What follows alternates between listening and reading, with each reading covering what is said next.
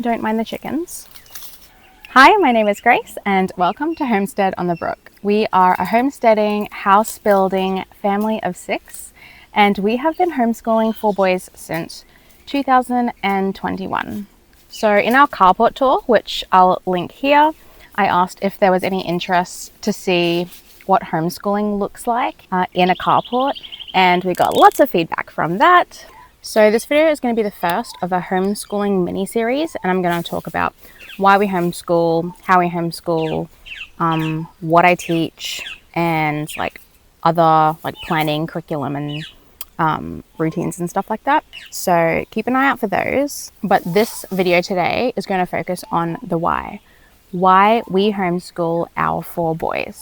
Now, if you've come to this video thinking, I am going to give this woman a piece of my mind and I'm going to make sure she knows why I love sending my kids to school, this is not the video for you.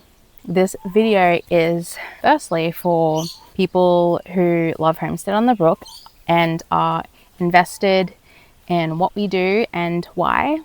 This is for you, my brookies. And secondly, if you are a parent who is genuinely weighing up and trying to decide what the best educational avenue is for your child and looking for alternative perspectives, welcome. So I just want to preface with that I think fundamentally children learn best from their parents, but I do not believe that you should be homeschooling your children if you do not genuinely believe that that is the best educational avenue for your child. I think some kids are better off going to school. I don't think that they would benefit from a homeschool education, whether that is your child or not. Honestly, I think it just comes down to the quality of parent that you are and the environment that you can offer them. So I'm going to try to be as concise as I can, but you might want to like grab a tea and get comfy because this is going to be a ride. So my mom is actually a teacher. So I grew up with an educator-minded parent. I also grew up serving in children's ministries. Actually, the last role that I was in before I resigned to take on homeschooling was coordinating and teaching a children's ministry. So I've always kind of been that way inclined. So about 5 years ago, I read Family Driven Faith by Dr Voddie Bachman, or Bachman if you're Australian, when I was coordinating the children's ministry. And I didn't read it for homeschooling, but he actually talks a lot about homeschooling, and a lot of what he said really resonated with me and gave me a lot to think about. And then COVID hit, and at that time my kids were in a private Christian school, which we all loved, but to adapt to the lockdowns that the government had implemented, the school sent the lesson plans home to be taught by the parents. And it was during that time where I was teaching the lesson plans from the teachers that I really felt in my element, taking on the educator role for my children. And it was that experience that really gave me the confidence to commit to homeschooling. So our core rationale for why we homeschool is primarily deeply theological, secondarily philosophical, and I think sentimental and practical are just honestly like added benefits. But I think the best place to start is with definitions. What is the definition of education? I think your average person will probably think it's like the downloading or the ascertaining of knowledge. But fundamentally, education is formation.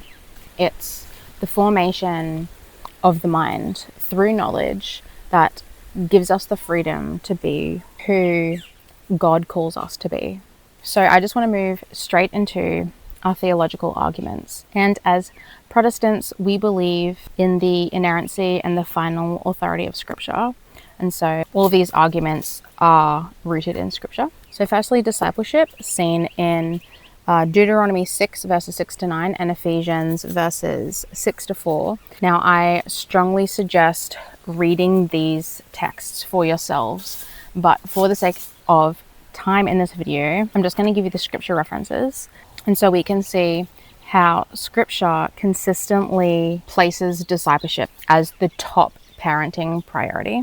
My second theological argument is that education is not morally or spiritually neutral. It always conveys a worldview.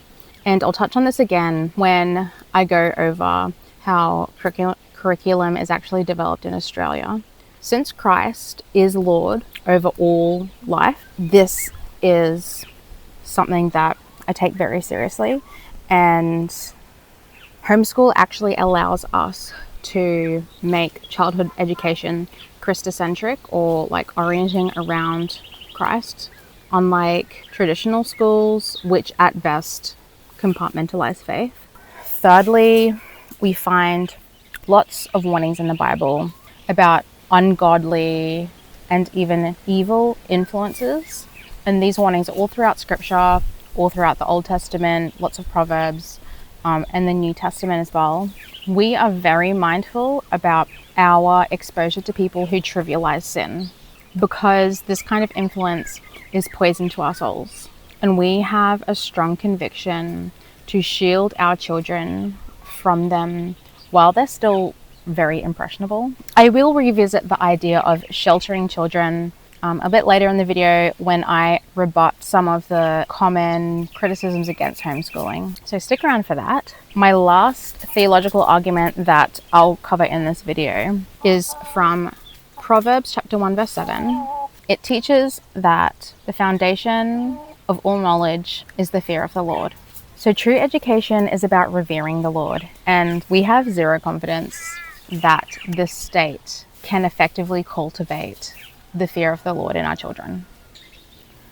Now I'm going to go straight into my philosophical reasoning. The first being that institutionalized education, or like normal school or traditional school, doesn't teach children how to process and incorporate failure. They actually condition children to perceive failure as fatal instead of as an indicator of the learning style is, or their capacity, or most importantly, where they're sitting on the learning curve. And when we homeschool, we have the opportunity as parents to flip the script and approach education functionally and holistically. So instead of categorizing our children as adequate or inadequate, or competent or incompetent, we can actually curate their education and approach their process of learning while maintaining their love for learning. My next critique of institutionalized education is that it conditions children to become passive learners. They are positioned as recipients of pre-packaged information with predetermined answers, and they're rewarded or disciplined or graded according to their ability to comply and the ability to reproduce those predetermined answers. And over time, this actually forces children to just become disinterested in any like thought or knowledge that doesn't facilitate or serve this narrow learning goal. Whereas homeschooling not only gives us the opportunity to protect a children's love for learning, but we actually get to train them to take responsibility for their knowledge and for their skills. And the flexibility of the homeschooling environment allows children to develop the ability to think critically, to pursue wisdom, to question and test the narratives. We as parents can actually reward curiosity and discernment instead of just arbitrary criteria. Now, moving on to my next point, I want to teach my children that we value people in society not based on their academic achievements, but rather their character and their qualities. And since schools are so vocationally focused, the paradigm really misses the mark here, and they tend to attribute value based on someone's ability to regurgitate information. The last philosophical argument that I'll raise in this video is that homeschooling frees us from the framework that measures success based on compliance and repetition. We actually get to redefine the definition of hard work. Not an essay word count, not a 10-page bibliography, but show that hard working is actually having a mission. It's having a vision. It's having direction and being disciplined. It's being dedicated to the pursuit of truth and the pursuit of what is right. When I think of who I want my children to be, I want them to be bold, courageous, assertive, audacious, wise, discerning men. And reverse engineer that, I look at the institutionalized education framework and I can see that it is pedagogically flawed. It neglects the crucial components that are required to raise these type of men. It debilitates boys and it penalizes the valuable qualities and characteristics that make men admirable when they get to mature those qualities. And they do that because these are the types of qualities that make them difficult to control. It's the qualities that complicate the classroom environment, and the environment is designed to facilitate the coordination of like 30 children. It's not designed to nurture masculinity, and it's not designed to nurture femininity. Now, next I want to go into the definition or the criteria of what I would constitute to be the ideal educational environment for my children. I would encourage you to go to the effort to define what yours is for your children. Now, these are ours and they're not in any particular order, but firstly, it's to be saturated in biblical truth, which I've briefly covered already. The second criteria is an environment that gives my children lots of responsibility, and not only gives them responsibility, but scaffolds them and empowers them to be able to take radical responsibility for their relationships, for any task, for their jobs, for any projects, the work that they produce, and any mindsets that they have. And this is mostly taught through role modeling. You're at the mercy of the educators and the other people in the environment to teach those things. And then an extension on this point would be an environment that protects my children from the victim mentality, because it's the victim mentality that really holds people back. The third criteria would be an environment that delays the screens and AI until core or grammar skills have actually been learned. And by grammar, I mean like foundational. I'm not against AI. I use AI all the time. Not against screens. My kids have regular screen time. It's earned and it's regulated, but the concern is that schools are becoming increasingly device and screen oriented to keep up with children's decreasing attention spans. And I believe that these types of technologies can be introduced too early, and it can be harmful if they're introduced too early by substituting skills that actually really need to be mastered early on in education. And lastly, and very disturbingly, I have to put this in my criteria, is an environment that protects children from being sexualized. My main concerns are the woke ideologies that are being pushed in schools now, and also pornography, which I will go into in just a minute. But just to wrap up this point, based on this criteria, homeschooling is the preferred educational avenue for my family, since I can satisfy this criteria with homeschooling. Now, I want to talk about pornography because it really is one of my top concerns with sending my kids to school. So I have 4 boys, and when you look at the research that's coming out now on compulsive porn use or pornography addiction, it is disproportionately, overwhelmingly boys or men who have porn addictions. I think the average age for being exposed to pornography is like 8 years old, which is crazy. That's younger than 2 of my children. For us, I think primarily I want to protect my children from sexual immorality. Pornography use is a very compelling downward spiral. There are several proverbs that warn against the forbidden woman. We don't see proverbs that warn against the forbidden man. And why is that? Well, it's because men are more susceptible to sexual immorality. Every man is going to struggle with the temptation to lust.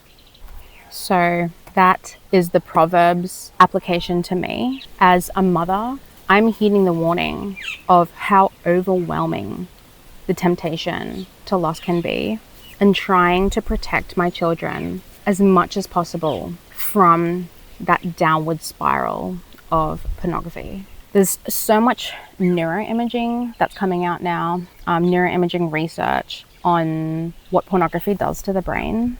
It's really scary. The research indicates that pornography addiction or compulsive pornography use actually has a similar effect on the brain that cocaine addiction does. It destroys the gray matter in your brain. It creates all of these dopamine resistant behaviors because they can see that the areas of the brain that it impacts is associated with reward, motivation, and also impulse control.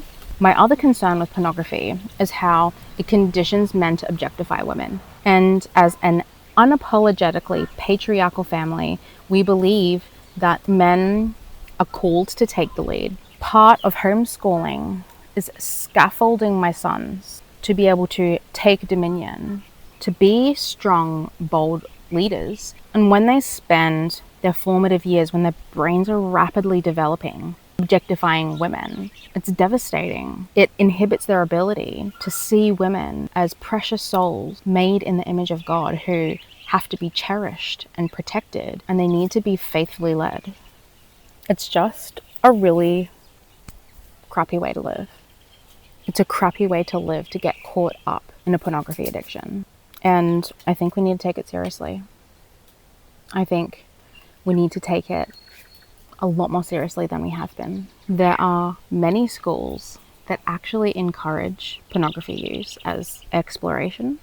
And you might say, well, my school doesn't have that in their curriculum, so you assume that they're safe.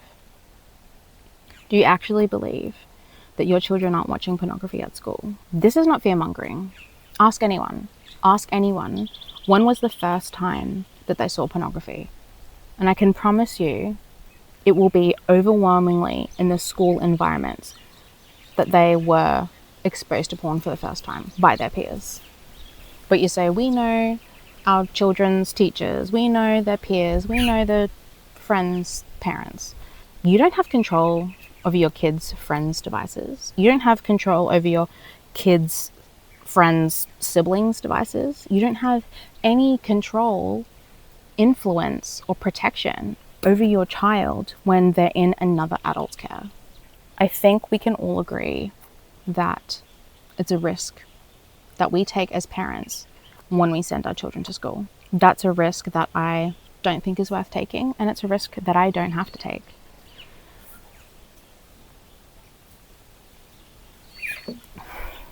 I actually think that pornography is more dangerous than party drugs, if that's what they're called. Still, it's legal, it's done in private, it's free, it's not only easily accessible, but it's actively being pushed in our faces, and you can't overdose. You can't overdose on pornography. There are no warnings. It's just secretly devastating, and it just rots your brain and it rots your soul until you're just a shell of a person. Smart kids don't do porn. Now, let's look at the process of curriculum development in Australia. Now, all of this is from ACARA, which stands for the Australian Curriculum Assessment and Reporting Authority. And everything I'm about to say is on their website, so you can find it all for yourselves. Now, the Australian curriculum was introduced in 2008, and before then, it was independent, as in the states had their own curriculums. And since 2008, every single state and private school in Australia has been following the same curriculum. So how is it made? How do they decide what is essential knowledge for the formational years of a person's life? Well, the first step is the blueprint, which is like the bird's eye view, the big picture, and they create what is called a shape.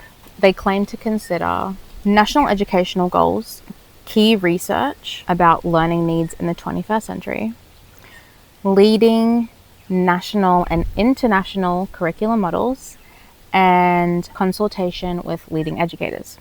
Now, here's my first concern. What's a leading educator? ACARA doesn't define that clearly.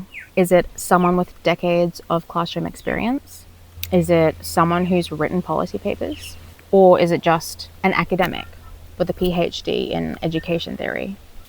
This phrase is vague, and vague terms give a lot of room for selective gatekeeping. The second stage is drafting the curriculum. So they spend 18 months drafting the curriculum, and they say they work with experts and advisors.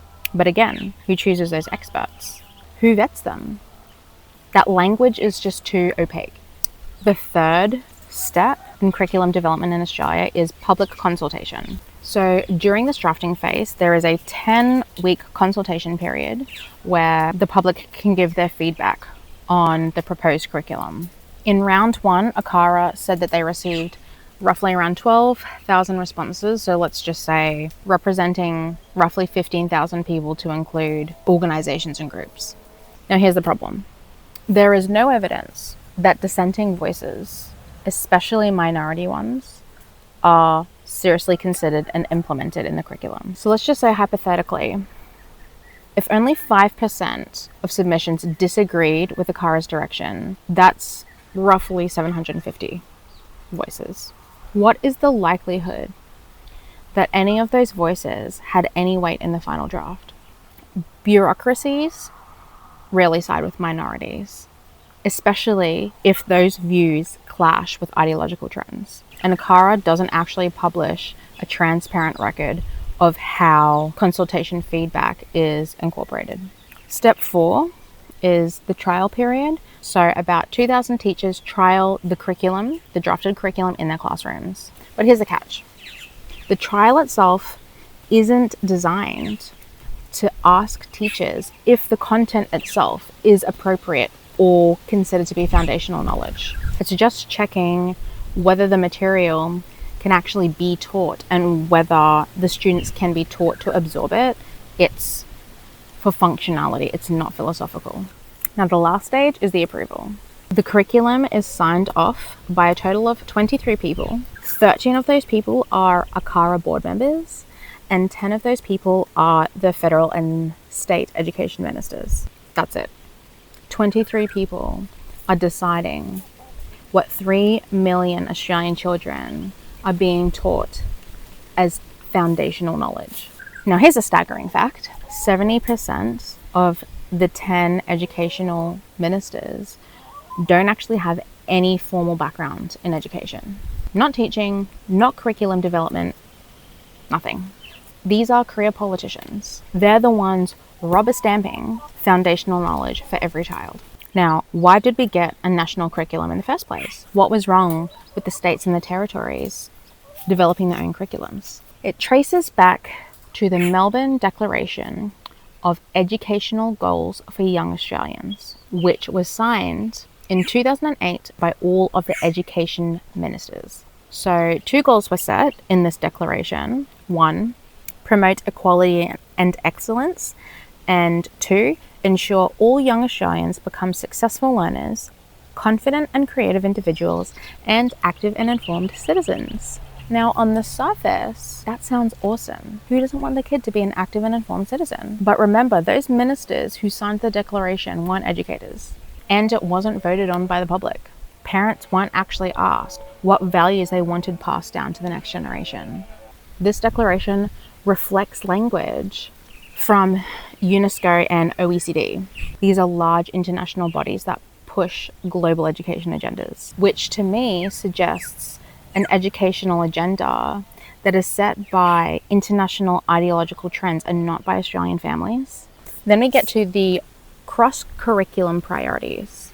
Now, the cross-curriculum priorities are the themes that are woven into every single subject or discipline. So it is the lens through which we perceive the education, through which we perceive the subjects. And they are Aboriginal and Torres Strait Islander histories and cultures, Australia's relationship with Asia, and sustainability. Now, here's my issue. These aren't neutral.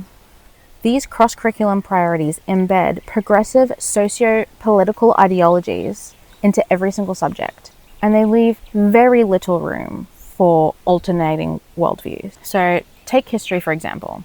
ACARA recently changed the wording surrounding the First Fleet. It is now being taught as an invasion, not as a perspective to be debated, but as the default fact.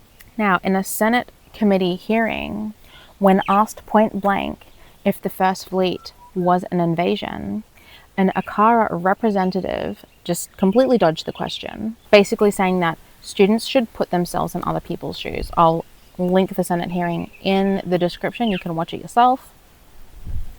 But he was very vague, and so the senator understandably pushed him on it, trying to get a yes or no answer, and he continued to be ambiguous about it.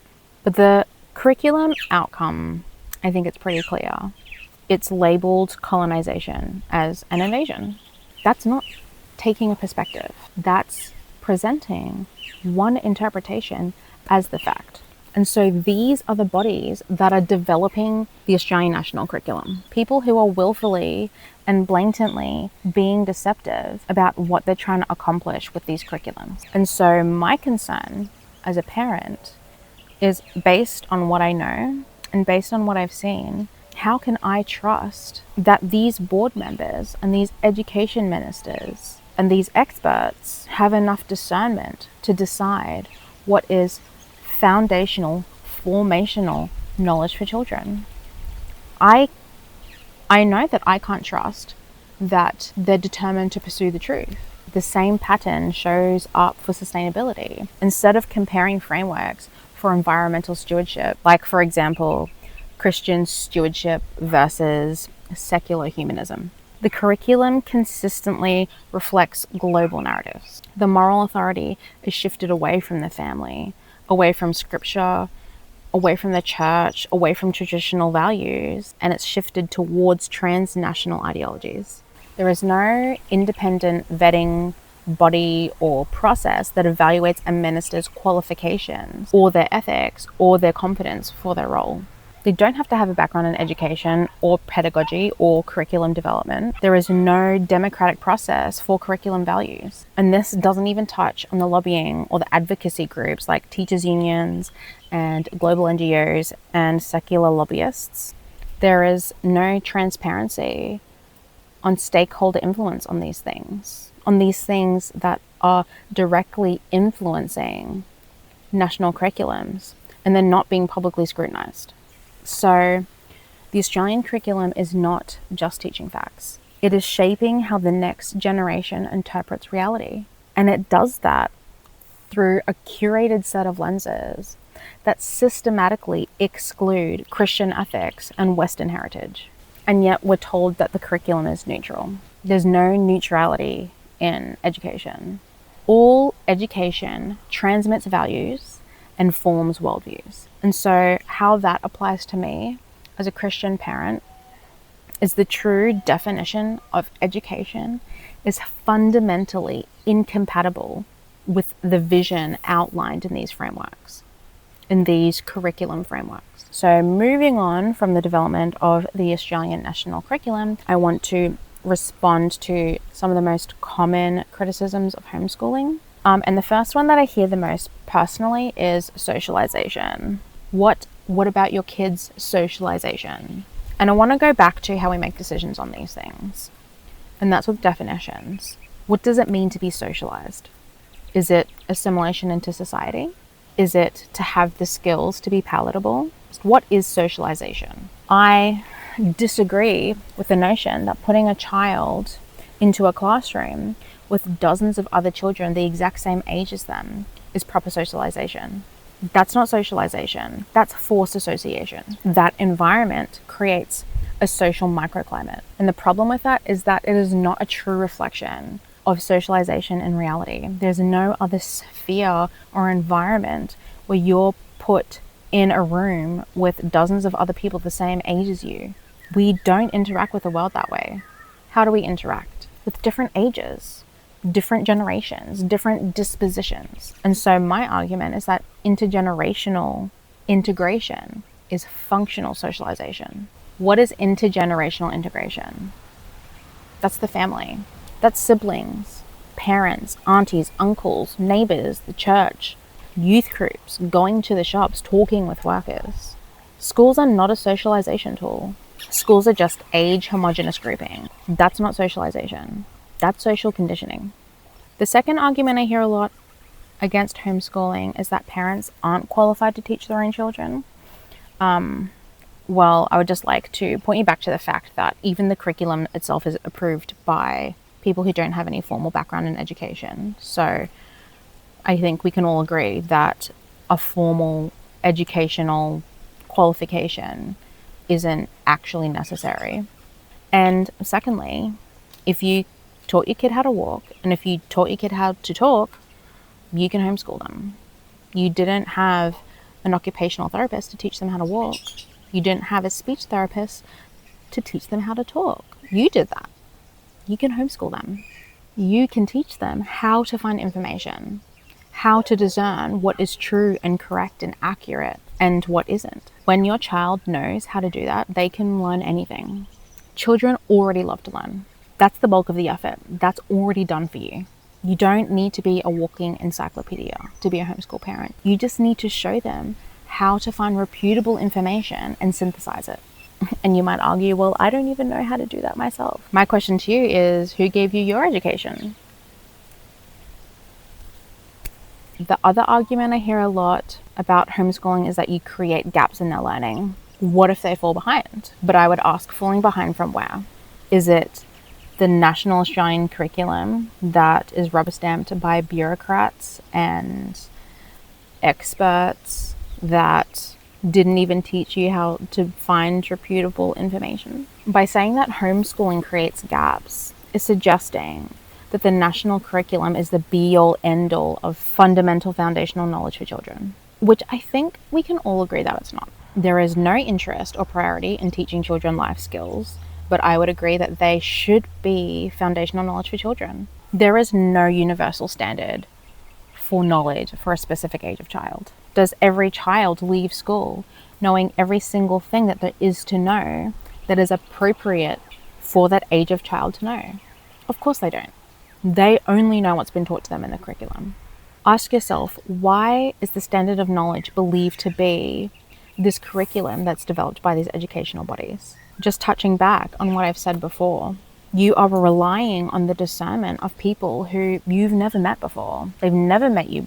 They've never met your child before, but they're making decisions on what forms your child's mind, the knowledge and the content that your child consumes and forms them. I guess, if you are a Christian, another way to see how nonsensical this is would be if the government was like, okay, we've got one Bible, let's create one theological doctrine that every church in Australia has to teach. And it's going to be decided on religious experts and approved and rubber stamped by a bunch of ministers.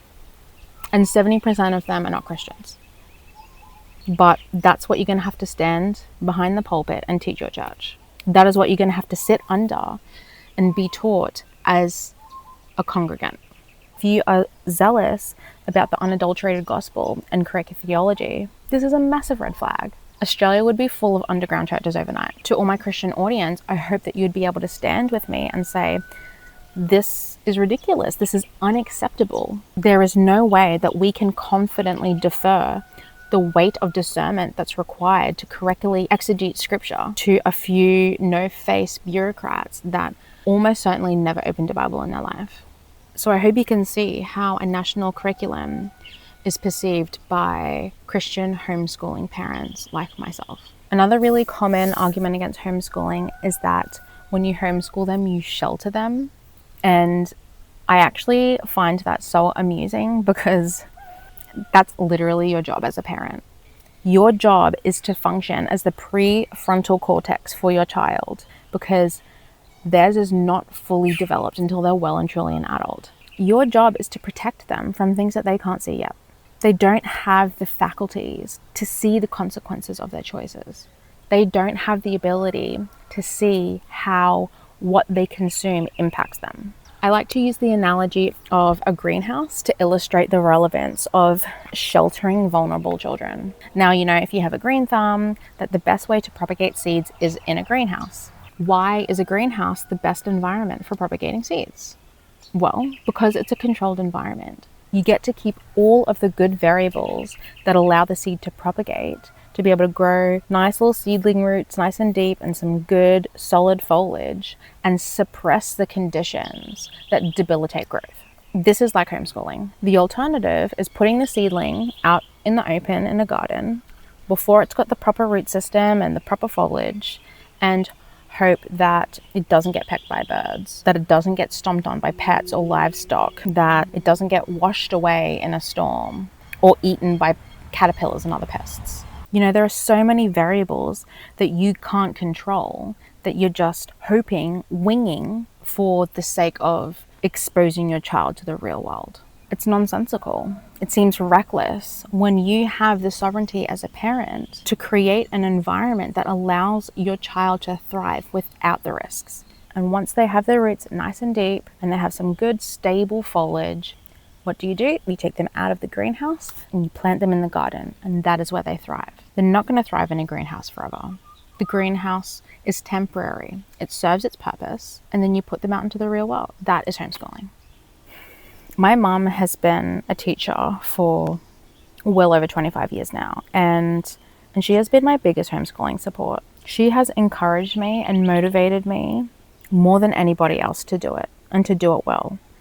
Out of her own concern for the state of the public school system at the moment, where the curriculum is going and what they're asking of teachers, she has been in the system long enough to be able to see the cracks and the flaws in the system. She really loves that I'm homeschooling. She loves what I'm doing with my kids. And I really value that support, especially from a seasoned teacher. I think I'm a bit of an enigma that way. Not only do I have support from my family, but from a family member who actually works in the system that I'm trying to pursue an alternative from. That has really reiterated to me my concerns for the state of the education system at the moment. Now, what would I do if for some reason I couldn't homeschool? I would send them to a private Christian school. What if I couldn't afford private school? I would look for a public school that I could be heavily involved in, one where I feel supported by the staff to be involved, that aligns best with my family values, and I'd be willing to move. That's how important it is to me. I would be willing to pack all of this up, everything that we're doing here, to find a school that is the least detrimental to my children. Like, this homestead is my dream, but I'll put it in a box if I have to. Fortunately, I don't have to. We've been really blessed. Jake earns enough to support the whole family on his one income. And obviously we make a lot of sacrifices to make that one income work. We don't have any debt except our mortgage. We don't have any car loans or credit cards. We don't go on extended vacations. We live within our means. And that's why we can do financially what we do. Now, if you're on the fence about homeschooling and some of this has really resonated with you, and you'd like to organize your thoughts about where you're sitting, I've actually made a printable, a homeschooling decision guide that will be available for free on our website. So if that's useful to you, I'll put the link to that guide in the description box below. Other than that, I'll be following up this video with the other parts of our homeschooling mini-series. We still have lots of homestead content coming up, so thanks for joining me here on The Brook, and catch you in the next one.